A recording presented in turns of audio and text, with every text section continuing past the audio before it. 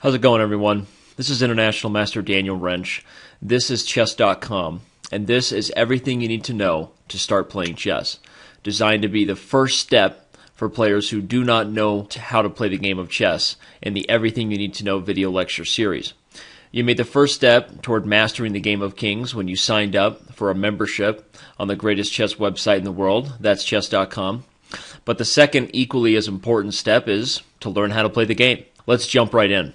Before we learn about the battlefield in which we're going to be playing the game of chess on, and how the pieces move and all the other basic rules and principles we're going to take out of this video lecture, a little bit of a history. Chess has been around for as long as just about any other board game, with the earliest versions dating back to 600 AD in Persia and India, believe it or not.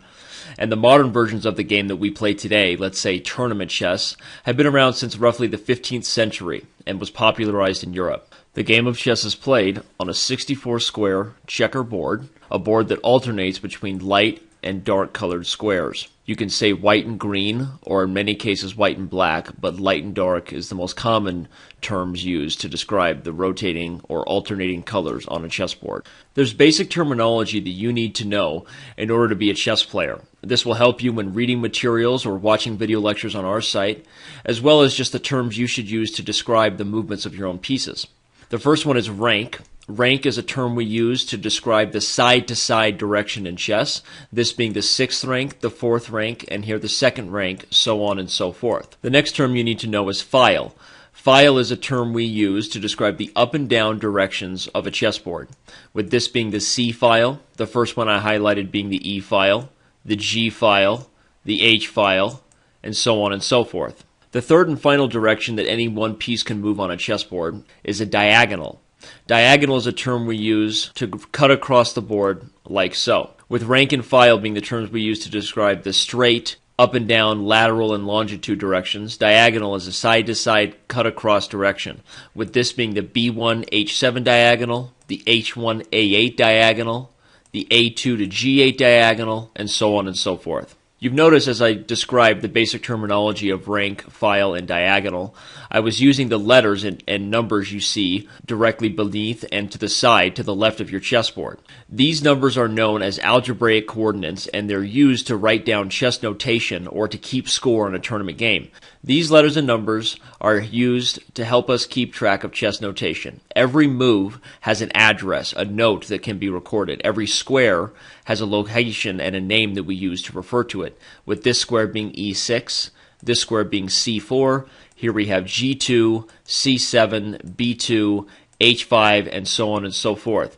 Notice that we always say the letter first, H, and then the number, 5, whenever we're describing a chessboard or move. A couple quick examples of how we would write down a chess move. Here the rook is on C5, and if it moved to C7, we would use a capital R, and then the location that the piece landed on. Currently, this king resides on D3, and if it moved to E4, we would write a capital K, and then write the square E4. For the knight, though knight starts with the letter K, we use N in chess, as the K is already reserved by the Royal Highness. In this case, we would write N to E3, capital N, E3. When it comes to moving the pawn, typically all you need to write is the square the pawn lands on, in this case G5, as you see here. Some players, especially younger players when they first learn the game, like to use a capital P as they use with the other pieces in order to avoid confusion. We would use a capital B for bishop and a capital Q for queen, and so on and so forth. Now that we've learned the basic terminology used to describe the 64-square battlefield that we play the game of kings on, let's meet all the players and learn how a chessboard is set up to its initial starting classical position. We will start first with His Majesty, with the king starting always on the opposite color square of their army, with the white king starting on a dark square and the black king starting on a light square. The position of the kings is always easy to remember when we learn the starting position of the queens, as the queens are the opposite. They must always start on their own color, with the white queen starting on a white square and the black queen starting on a dark square. Continuing to move from the center first toward the edge of the board, let's add the bishops, the protectors of the royal family. Here we see the bishops start on F1 and C1 for white, and F8 and C8 for black. Next, we will add the knights, the ponies, the noble steeds. The knights start directly between the bishops, and the last piece we're going to add, you'll see, is the rooks, the castles, the towers of power. Knights start out for white on G1 and B1, and for black on G8 and B8. And finally, we see the towers of power bringing up the rear, starting on the edge of the board, the rooks being the most powerful pieces directly behind the queen. They start out on h1 and a1 for white, h8 and a8 for black. Finally, we see the pawns, the little guys, complete the setup of a classical chess game. All the pawns for white start out on the second rank. All the pawns for black start on the 7th rank according to algebraic notation. Before we move on to learning how the pieces move, there is one last important piece of chess terminology that everyone needs to know. When the board is set up, it is often referred to as being split into two areas, the king side and the queen side. The king side is everything from the E file over to the H file, essentially the side of the board that the king is closest to. The queen side is everything from the D file to the A file, essentially everything that the queen is closest to. This is important, and as we get into the later portions of this video, you'll notice that when we describe castling, there are options to castle both king side and queen side. Remember this terminology as it'll help you understand what authors are referring to when they're describing plans and strategies on certain areas of the board. Now that we've learned how to set up a chessboard, and we've met most of the players, let's take a deeper look into how each piece moves, as well as learn the value, or let's say relative value, of each respective chessman. Each chess piece has a given value, and these are to serve as guidelines as you make decisions throughout every game you play. When introducing the pieces, stating their value, and teaching their movements, each coach may have a different strategy. I like to teach with the easiest piece to learn first and move backwards towards the most complex. You may be surprised in which order that is. First, let's start with the rook. Here we see a rook on e4, and we learn that the rook is a powerful piece that moves along the straight lines of a chessboard. The straight lines, we already learned, are the ranks and the files. A rook can move in one direction at one time on a rank or a file. So in this position, the rook has the option to move to any square along the E file and any square along the 4th rank. As long as it is not obstructed by its own army or the enemy army, the rook can move as far as he wants in any one direction on the straight lines of the chessboard, and he is worth 5 points. The bishop is in many respects the polar opposite of the rook. The bishop is not allowed to move along the ranks or the files, ever, and its only legal movement is along the diagonal of the color it currently sits on. In this position, for example, this bishop can move to any square along the b1, h7 diagonal, or any square along the h1, a8 diagonal. A bishop that starts on a certain color, as we learned with the bishop starting on f1 and c1, must stay on that color for the entire game, as it only moves diagonally and will never have an option to move along a straight line to change colors. Quickly, as we state the value of the bishops here as 3 points, we will remind you that you have 2 bishops of each color to start the game. You have 1 bishop on the dark square and 1 bishop on a light square. Both of these pieces will be stuck to that color square for the entire remainder of the chess game. The next and perhaps easiest piece to understand is Her Royal Highness herself, the Queen, the First Lady of Chess. Essentially, the Queen is a rook and bishop combined. She moves along the files, the ranks, the diagonals, and as long as she is not obstructed by any one of her own pieces or one of the enemies, her scope extends to the far corners of the chessboard on almost any square that she stands on. The queen is worth 9 points, essentially the cumulative sum of a rook and bishop as 8 points, plus an extra 1, as the queen has the ability, when she moves like a rook, to switch from a light squared bishop to a dark squared bishop. So rather than being worth only 8, the queen is essentially worth 9, which is again 1 more point higher than the cumulative sum of the rook and the bishop. She's the most powerful piece, though not the most valuable piece, as we'll learn about the king right now. The king, though limited in his mobility, is the most valuable piece because he does not even have a value. Can be said that the king is worth infinity, the king is worth the entire chessboard. Some have even said the king is worth more than your mother. Totally joking, just relax. In any case, the king can only move in one square at a time, but in any one direction he chooses. Much like a queen, however, limited by only 1 square at a time. The king could move from this position to d5, to e5, to f5, and so on and so forth. The king is the most valuable piece because you are unable to trade him. It is not an option to trade him for any other piece. A king starts the game and is one of the only pieces guaranteed to be on the board when the game is finished. The king cannot be traded, but he can only be trapped. That is known as checkmate, which we'll get to at the end of this video, as the goal of every chess game you play. So again, your king is the most valuable piece you own. You can list him as valuable as the 64 square battlefield that you play on, and he moves it 1 square at a time in any one direction. The final two pieces to learn are perhaps the most tricky. The knight is the one piece that does not fall under the category of moving either straight on a rank, file, or diagonal, as every other piece does. The knight has an awkward movement that is often referred to as a capital L or boot shape. A knight in the center of the board is best placed because it has access to the entire area of the board. When the knight moves, you can often draw two lines that would look much like a boot or a capital L. So often that term is used when teaching children how to play the game, as the knight can be a tricky piece to master at first. As you see, the knight does not fall under the category of maintaining a straight line when it moves.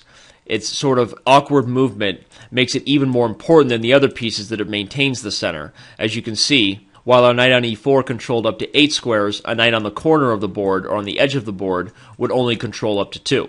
When capturing, a knight only captures a piece that is on the landing square, its final destination square.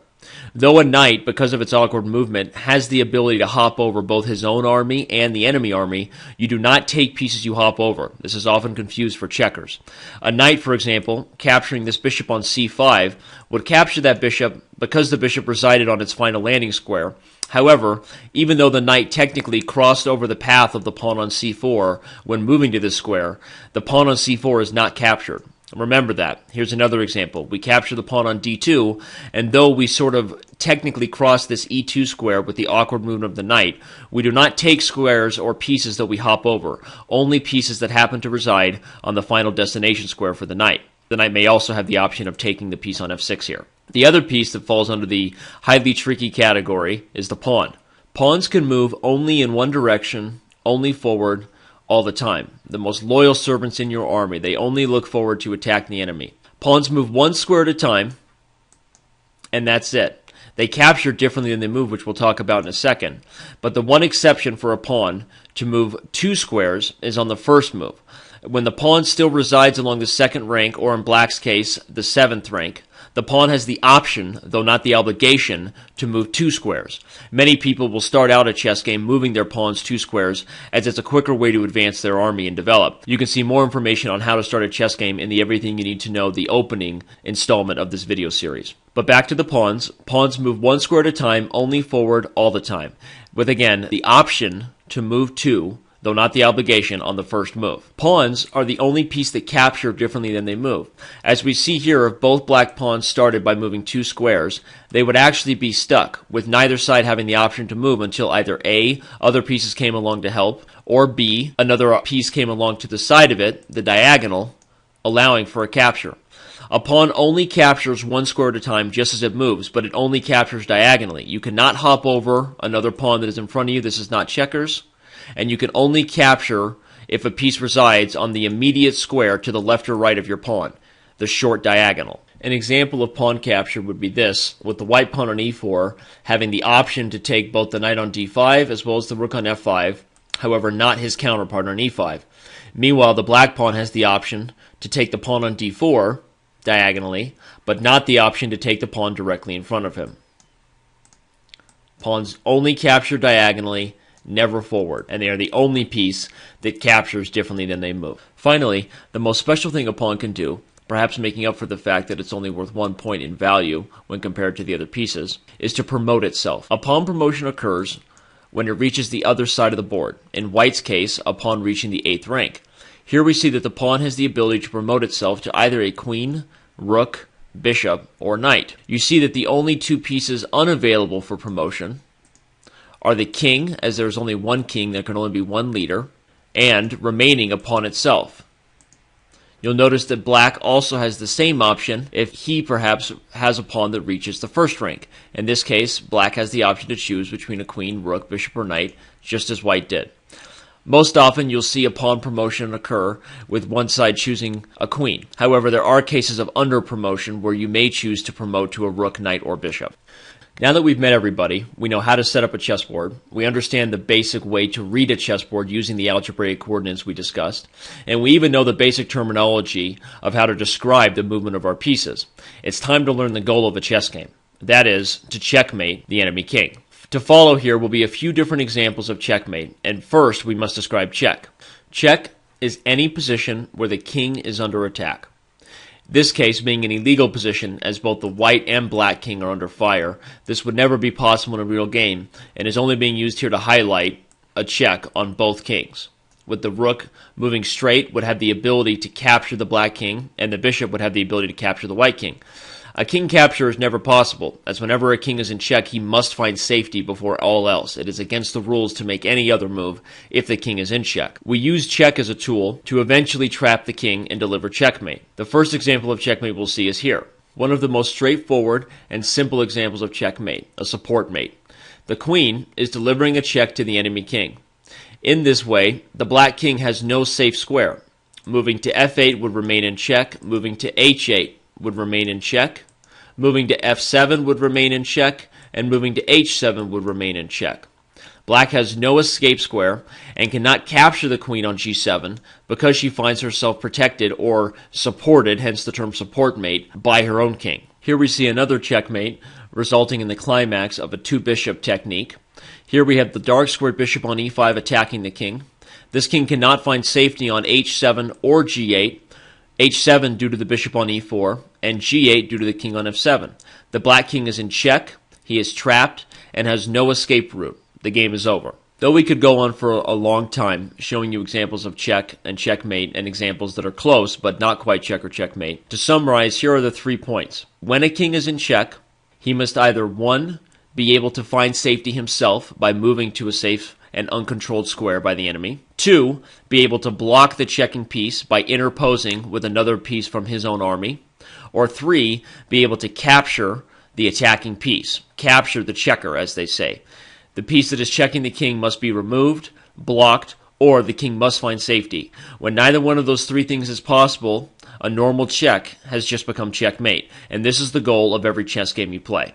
Before we move on from checkmate, one thing we must clarify, especially for players first learning the rules, is the difference between checkmate and stalemate. Checkmate, as you learned, is when the king is trapped, he has no safe squares, and nobody from his army can help him. Stalemate is when the king is trapped, he has no safe squares. The difference is he is not under attack. In checkmate, in the position we had earlier, the black bishop, the dark squared bishop, stood on e5 and was delivering the final blow to the king. In this case, with black to move, the king is still trapped, cannot find a safe square, however, he is not under fire. In this case, the result would change from a win for white, which is what the result would be after checkmate, to a draw, a half a point. This is slightly confusing for players who first learn the game, as chess is one of the only games that has an option result as a tie. Most regular sports you're familiar with would move to sudden death or overtime of some nature. However, chess does have the option of a tie, and stalemate, as you see here, is the example of a tie. You've now learned everything that you need to know in order to start playing chess. Congratulations. The basic rules and terminology used to describe a chessboard, as well as how to set up the board and the goal of the game, are all you really need to know in order to start playing and enjoying this wonderful game. However, in order to have truly completed your mission of knowing all the rules and the ins and outs of a chess game, we must show you about the 2 secret moves or special moves in chess. The first one has to do with the pawns. In this case, we talk about En Passant, French for in passing. En Passant was a rule invented somewhere around the 14th century, which was used as a counter rule when they first gave pawns the ability to move twice. If white has established a pawn on the 5th rank, and only when white has established a pawn on the 5th rank, if a black enemy pawn, in this case either the h or f pawn, tries to move by it in 2 moves, we see that in this way, white has the option, though again not the obligation, to capture this pawn as if it has moved only 1. You are capturing this pawn in passing. As the pawn passes you, you have the right to capture it as if it has moved 1.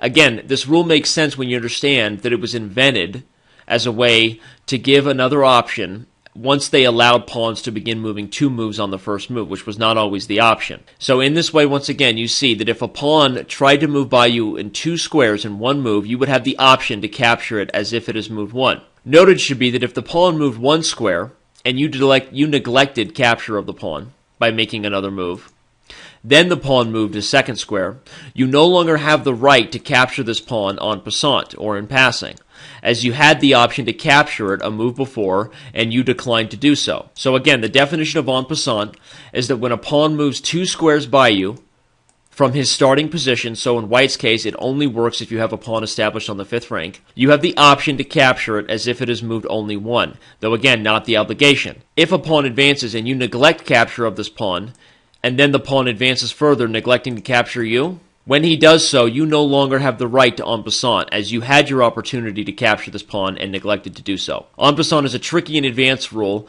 and is something that many players don't learn until they've played perhaps even up to 100 chess games. The final special move you need to know is the only move in chess where you have the right and ability to move 2 pieces at once.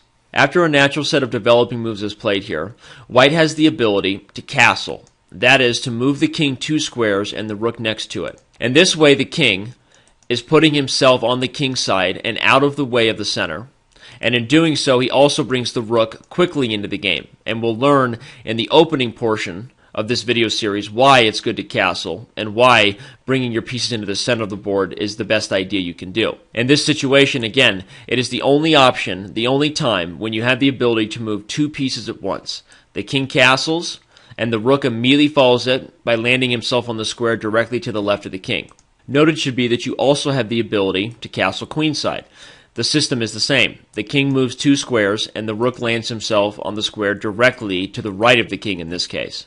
Again, we see that the king moves 2 squares, and the rook will automatically find himself on the right side of the king. Castling is only possible when you have not moved the king or the rook from their starting positions. Remember that.